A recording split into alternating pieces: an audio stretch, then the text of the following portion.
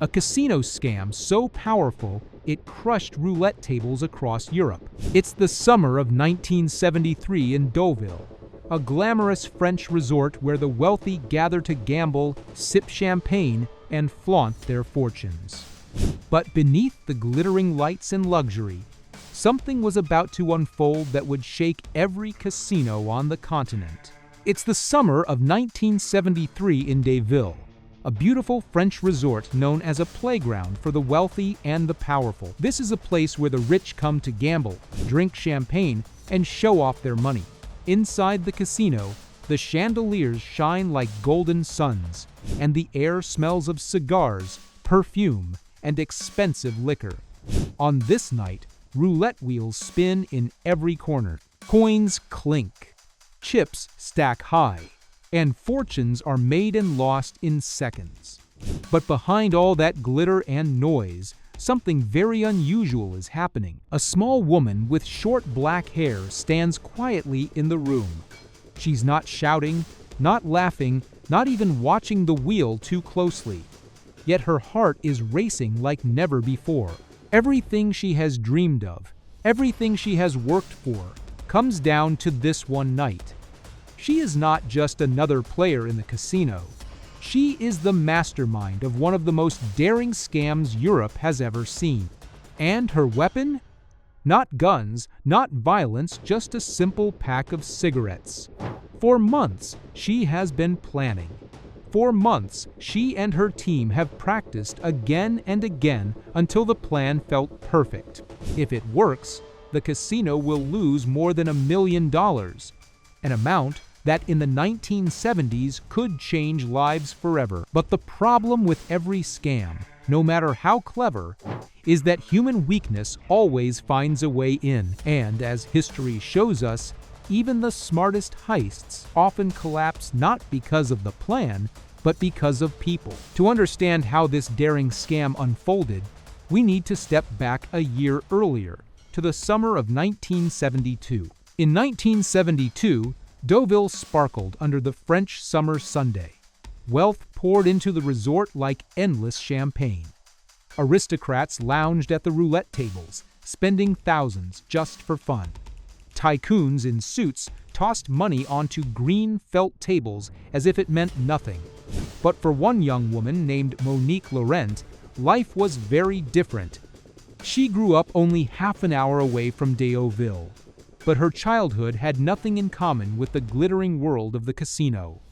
She was born into poverty.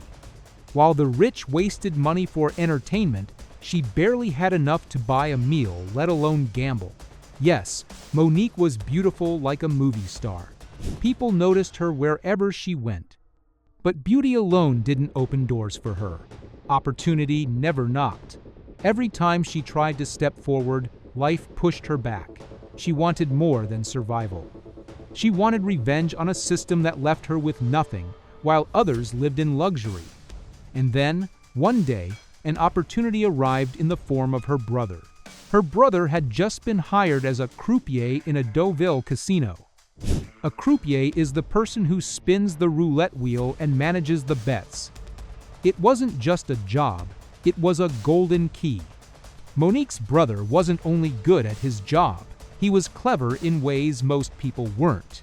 While Monique had charm, charisma, and beauty, her brother had technical skills. He was fascinated by machines, radios, and electronics. At home, he spent hours tinkering with transmitters and receivers. He wasn't just a dealer. He was a problem solver, a creator. Together, the siblings formed an idea. Roulette was designed to be unbeatable. The house always had the edge, and players could only rely on luck.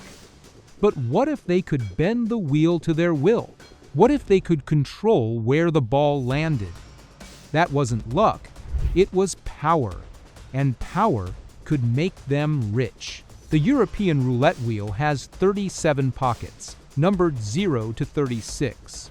The croupier spins the wheel in one direction, then launches the small white ball in the opposite direction. Eventually, the ball loses speed, bounces around, and lands in one of the numbered slots. From the outside, it looks random, but Monique and her brother thought differently. After weeks of experiments in his workshop, her brother built something unusual. He hollowed out a roulette ball and hid a tiny vibrating receiver inside it. It still looked and felt exactly like a normal ball. The weight was perfect. The bounce was the same, but this ball could respond to radio signal. With a small transmitter hidden in something as simple as a pack of cigarettes, they could influence the way the ball moved at key moments. They tested it again and again. With the right signal, they could steer the ball toward a section of the wheel. Not a specific number every time, but close enough to cover small groups of numbers with bets. Their experiments showed a success rate of about 90%. In the world of gambling, that wasn't just an advantage, it was unstoppable. But to pull this off inside a real casino, they needed more than just Monique and her brother. They needed one more member. Someone brave enough to sit at the table, place the bets, and handle the pressure of winning or losing huge amounts of money in front of sharp-eyed casino staff. That role went to Monique's husband. With that, the crew was complete. Monique would signal. Her brother would control the ball. Her husband would bet. Together, they would rob one of Europe's richest casinos right under its nose. By May 1973, they were ready. The three of them walked into the casino dressed like any other wealthy guests. Monique's beauty made her memorable, but she played it carefully. She chatted, laughed, and sipped champagne, but never too much. She needed to look like a guest who was simply there for fun, not someone about to cheat the house out of millions. On their first visit, the casino owner noticed Monique right away. Struck by her charm, he sent her free drinks and offered her special treatment. But Monique refused. She didn't want attention, and she certainly didn't want to be remembered too clearly. The next day, the real game began. It was a hot summer evening. The casino glittered as always, with men in suits and women in gowns crowding around tables. The trio entered calmly. Everyone knew their role. They had practiced so many times that it felt natural. Monique's husband sat at the chosen roulette table, the one her brother was dealing at. Monique herself sat at a nearby table, pretending to be busy with her cigarette pack. The game started. Her husband waited. He didn't rush. He didn't throw chips wildly like the other players. Then, when Monique gave the signal a cough, a movement of her lipstick, he placed his bets on 6 numbers grouped together. The croupier spun the wheel. The ball danced, bounced, and finally landed exactly where it was supposed to. Clunk. Winner. The plan worked. They were in. But Monique knew better than to get greedy too quickly. They started small. The winnings were modest, not enough to attract suspicion. Slow and steady, day after day, they returned. Each time, they raised the stakes a little more. By the third day, they were betting as much as $10,000 per spin. The casino was bleeding money, losing amounts that were completely abnormal for roulette. Normally, roulette is the most reliable source of profit for any casino. The odds always favor the house. Losses happen, but not like this. The managers noticed.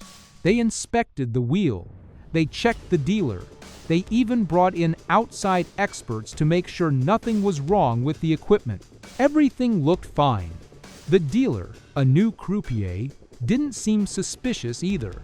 The only explanation was that the player, Monique's husband, was having an incredible streak of luck. By day 4, they were up over $100,000. By day 5, $250,000. The plan was working better than they could have dreamed, but success brought danger. Too much winning was as suspicious as too much losing. So Monique adjusted. On some spins, she gave no signal at all. Her husband placed wide, clumsy bets like a normal gambler, and sometimes he lost. It was part of the disguise. The casino staff relaxed. It looked like luck again. Just luck. But one man wasn't convinced, the casino manager. He had been watching Monique since her first visit. She was too calm, too steady, always present when the big wins came. And one thing struck him. She always carried that cigarette pack, yet he never saw her light a single one. By day 6, the team had won nearly $500,000. By day 7, they were close to $1 million. In today's money, that was enough to buy mansions, cars, and freedom from poverty. But just as they prepared for their final session, the manager made his move. The 7th night felt tense from the start. The casino was buzzing, security was restless, and police were even spotted nearby. But Monique stayed calm. Her husband played, and the ball obeyed. The chips stacked higher and higher. 800,000, 900,000, and then finally, the million mark. They had done it. And then the manager walked up to Monique. He smiled politely and asked one simple question. "Madam, may I please have one of your cigarettes?" At that moment, everything froze. He had never seen her smoke. The pack was suspicious. Monique hesitated, then refused. That was all he needed. Security rushed in. The cigarette pack was confiscated. Inside, they found the hidden transmitter. The scam was exposed. The story spread across Europe like wildfire. Newspapers called it the French cigarette pack scandal. Monique was nicknamed the Beautiful Thief. To many ordinary people, she was a hero. She had beaten the system, tricked the casinos that had tricked so many others. But the law didn't see it that way. Monique, her brother, and her husband were convicted. They went to prison. When they were finally released, they were banned from every major casino in Europe for life. Monique left France and moved to Las Vegas, where she blended into a city filled with gamblers, hustlers, and dreamers. Casinos, meanwhile, learned their lesson.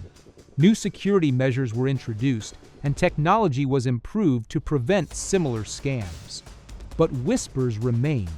Some believe casinos themselves use hidden methods, magnets, or so-called random number generators to influence games in their favor. In other words, the casinos cheat the players all the time. It's about human ambition, desperation, and brilliance. It's about how a woman born in poverty dared to challenge the system that shut her out. For a short time, she and her team lived like kings, walking a razor's edge between fortune and disaster. And in the end, what brought them down wasn't the plan. It wasn't the technology. It was a small human detail, the fact that Monique carried a pack of cigarettes she never smoked. Sometimes, the smallest flaws are enough to destroy the greatest plans.